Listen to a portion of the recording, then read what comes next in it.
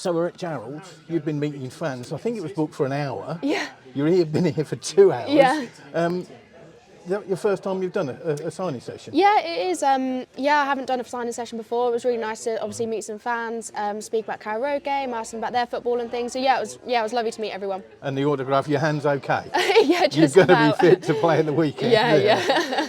I did overhear a few times that there were a couple of fathers who said, look, my daughter's sort of inspired by the women's team at Norwich City.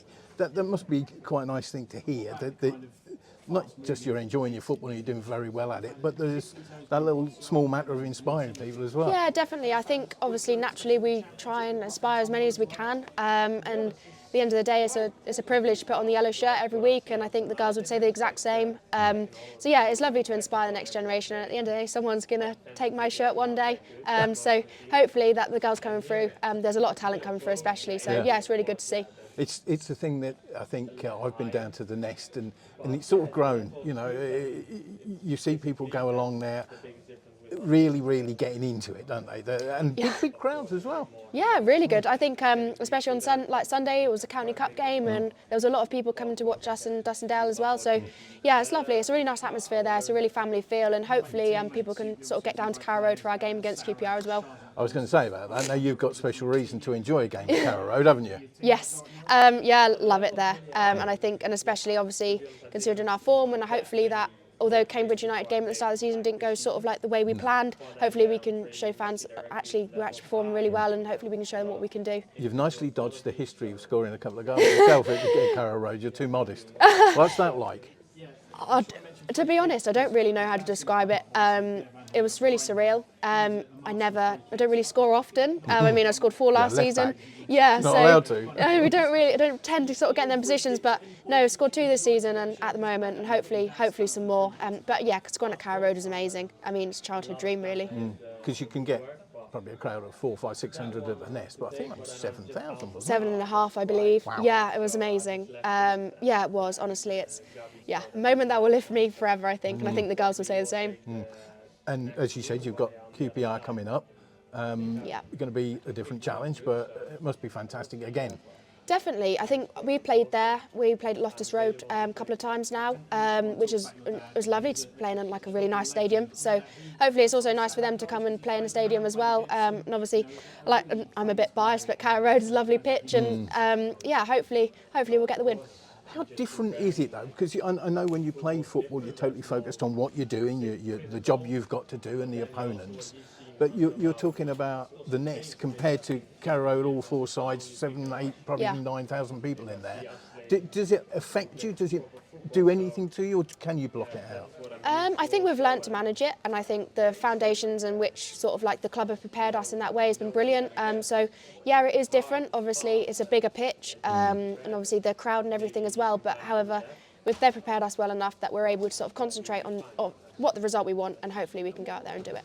And the thing is, this season in the league, nobody's been able to beat you anyway. Not How yet. on earth? Not yet. But I mean, that's pretty good going. How does that work out with the pressure every time you step out? Yeah, I think any team that's unbeaten in the league, you're naturally always going to want to beat them. And I mean, we have real pride, the fact that we are unbeaten, and actually every time we walk on that pitch, we're fighting for each other, we're fighting for the badge and the club, and I like to think that we'll remain that way. Only time will tell, but each week we'll put 110% in, and that's all we can do. Do you think you can finish the season unbeaten? Is that I believe in the your girls, minds? yes. Yeah, I do. I think, if everyone has off days, everyone has days where it's not great. However, I truly believe with the squad we've got, the girls we've got, I think we'll be fine. The title, I think, you're second in the table at the moment. I think 6 points off the top, but with a couple of games in hand. So it's all to play for, isn't it? Yeah, it is. It's an exciting time. It's obviously a tough league. I think we know that. We've always been in this league a long time now, and at the end of the day, all we can do is go each game, take each game as it comes, give 110%, and hopefully the outcome will be positive. Different person in charge this season. How's that changed things?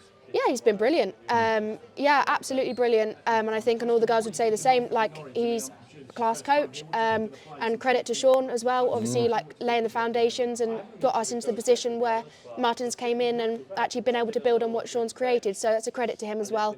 But yeah, he's brilliant. His knowledge, his expertise, and everything is You're class. lucky to actually be able to follow somebody like Shawn Mendes with another person who's keeping the momentum going. It's a very difficult job, that manager's job, isn't it? Yeah, very difficult, and obviously we've got a big squad. It's hard. It's a difficult job. I think a manager in any team is tough.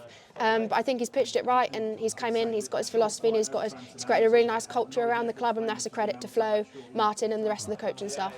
For you personally, what is football? Is it your entire life, or do you have you're not full time? No. What do you do? What do you work? Are you a student? So yeah. Yeah, Other so things. obviously, yeah, no, it's fine. So obviously, we don't obviously not full time. So a lot of us either study or work, or just a combination. Personally, I'm still studying alongside working full time. I work for Community Sports Foundation at the minute, and sort of running the degree program there. I'm also studying a master's degree part time alongside playing football.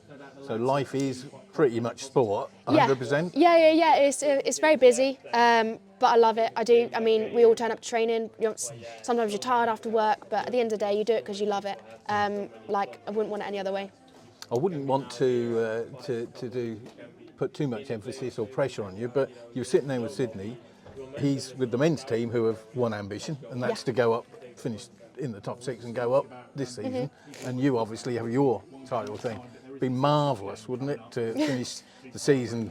Yeah, wouldn't it just? I think, yeah, no, it was obviously great to meet him. It's the first time that I've met him as well, and I think I mean, I'd love to be full. I think any girl and any of us would love to be full-time footballers and very much envy their position, and hopefully that they can come out on top as well and pull through for the last bit of the season.